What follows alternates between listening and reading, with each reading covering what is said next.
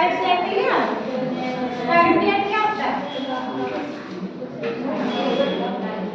कहाँ पे प्रेजेंट होता है थायराइड ग्लैंड? नेक में कहाँ पर? यहाँ पे क्या है? यहाँ पे तो इसका फैक्टर भी है, लारिंक्स भी है, लारिंक्स भी जाएगी, ट्रैकिया भी जाएगी, दोनों ट्रैकिया के पीछे प्रेजेंट होता है, ट्रैकिया के नीचे प्रेजेंट होता है, लॉन्ग के नीचे होता है। थायराइड ग्लैंड कहाँ होता है? In front of trachea, trachea के बिल्कुल आगे की ओर प्रेजेंट होता है और लारिंक्स के नीचे प्रेजेंट होता है और मैं पूछ रही हूँ उसकी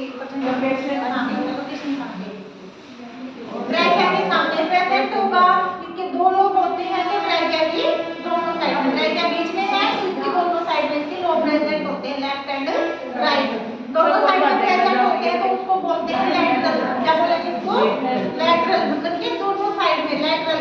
एंटीरियर मींस सामने आगे की ओर, पोस्टीरियर मींस पीछे। ठीक है, तो जो थायराइड ग्लैंड होता है वो होता है बटरफ्लाई शेप का।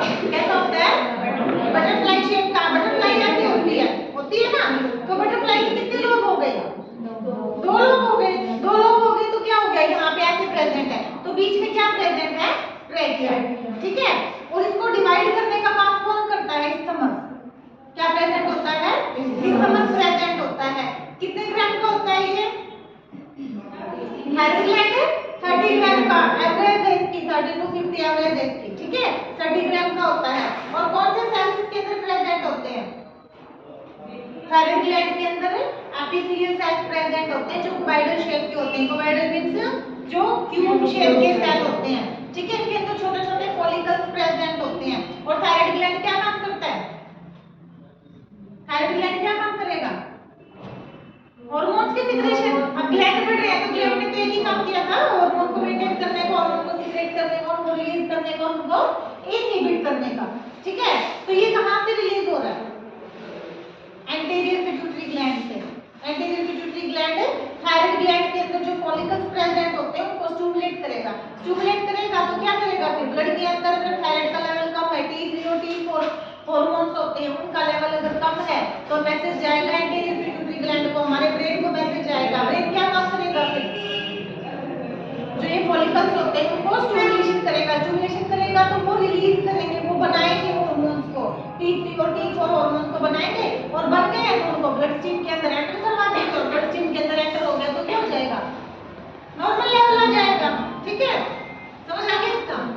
अब इसमें देखो क्या है। The shape of thyroid gland is just like a butterfly. कैसी होती है इसकी शेप? बटरफ्लाई की जैसी इसकी शेप होती है। The weight of the gland, जो इसका वेट होता है नियर कितना है इसका? 30 ग्राम। कितना है? 30 ग्राम। 30 to 50 इसकी एवरेज है। ठीक है, This is located कहाँ पे प्रेजेंट है? In the neck में प्रेजेंट होता है। It is present on the anterior, ये प्रेजेंट होता है anterior मतलब सामने, और lateral मतलब दोनों साइड में। किसके? ट्रैकिया के। ठीक है, और ट्रैकिया क्या है? ट्रैकिया क्या है? विंडपाइप है। ट्रैकिया किस में डिवाइड हो जाता है?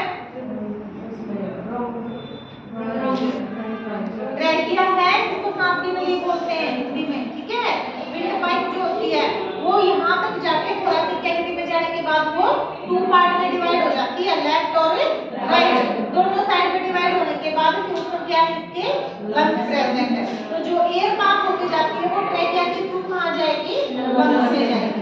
समझ आ गया इतना? जस्ट बिलो द लैरेंक्स, किसके नीचे प्रेजेंट है ये? लैरेंक्स के नीचे। लैरेंक्स भी एक ट्यूब लाइक स्ट्रक्चर होता है जो हमारे नोज से कनेक्ट होके और कहाँ जाएगा? वो कहाँ जाएगा? लैरेंक्स को ट्रैकिया तक। ट्रैकिया में जाने के बाद लैरेंक्स का काम खत्म हो जाता है। ठीक है, जो कि नोज की बोलते हैं ना, गले का, कान का और माउथ का एक ही कनेक्शन होता है। ठीक है, तो लैरेंक्स के और फेरेंक्स के साथ कनेक्ट होता है। पहले आएगा nose, pharynx, then larynx, then trachea. ठीक है, समझ गए? कान में दवाई डालो गले में जाएगी, नाक में डालो गले में जाएगी। क्यों? क्योंकि ये ट्यूब एक दूसरे के साथ अटैच होती है। तो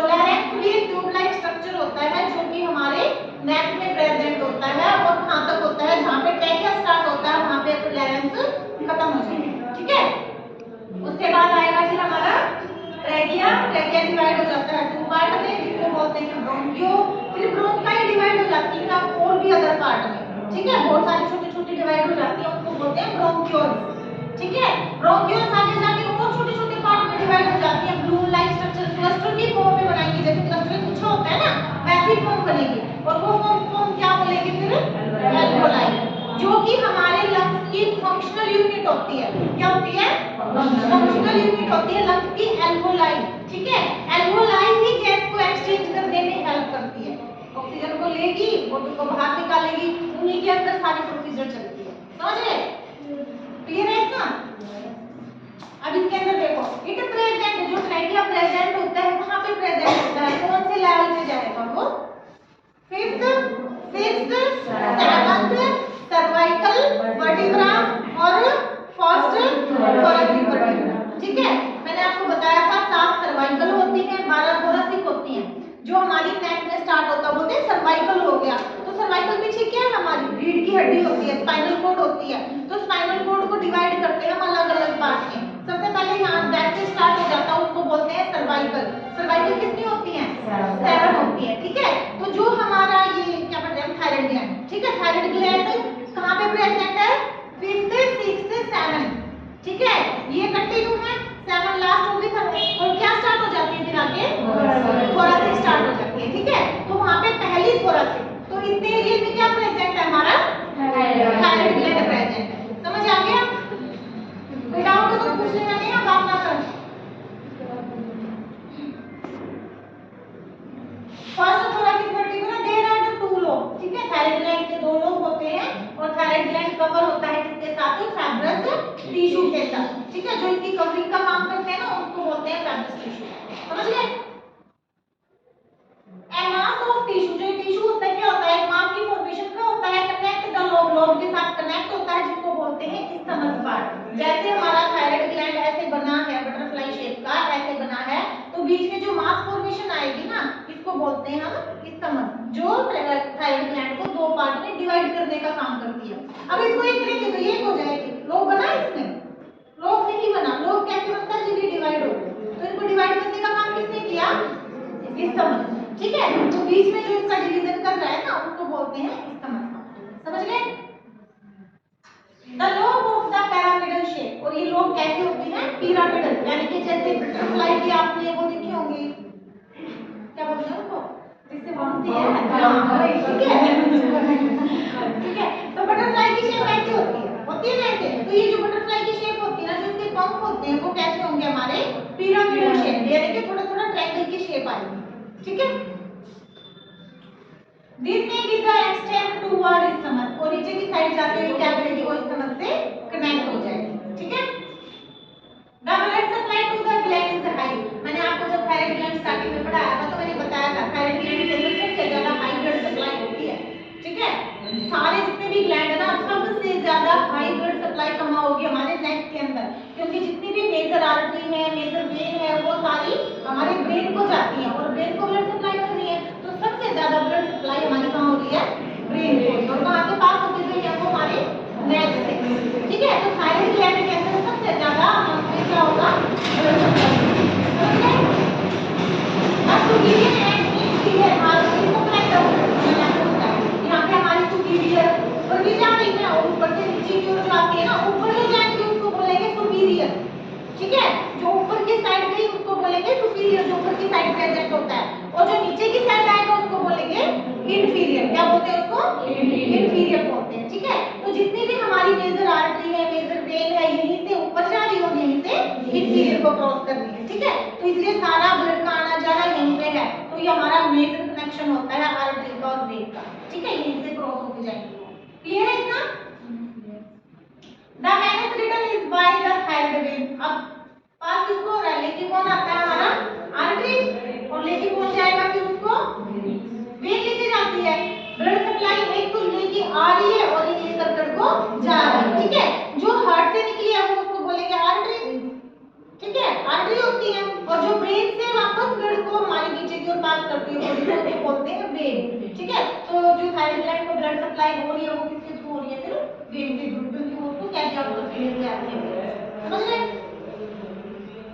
thyroid tissue is composed of the tiny structure unit called the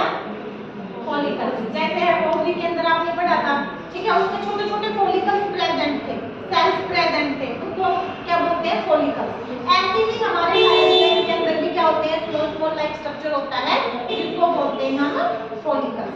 ठीक है, ये फॉलिकल्स जो होती है ना, ये इसकी बेसिक यूनिट होती है। अब फॉलिकल्स से क्या काम करेगी, हार्मोन को सीक्रेट करने का काम करती है, समझ गए? इतना मैं कुछ नहीं लाई हूँ।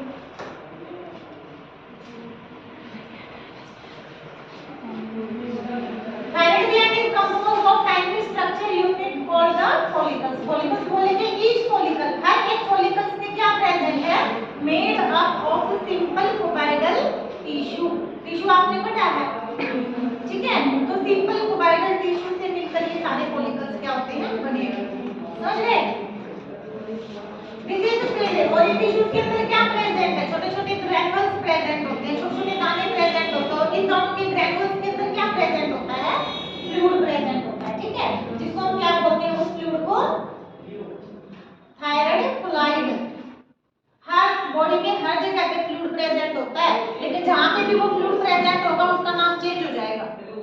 हार्ट के अंदर फ्लूइड प्रेजेंट है, हार्ट की जो आउटर कवरिंग है उसके बीच में स्पेस है, स्पेस के बीच में फ्लूइड प्रेजेंट है, क्या बोलते हैं उसको, कार्डियक फ्लूइड है, लेकिन नाम क्या है उसका, सिरोसा फ्लूइड। सिरोसा फ्लूइड बोलते हैं ना, जो हार्ट की आउटर में प्रेजेंट होता है, लंग्स में प्रेजेंट होगा, लंग्स की आउटर में प्रेजेंट होगा, उसको क्या बोलेंगे, प्लूरल फ्लूइड।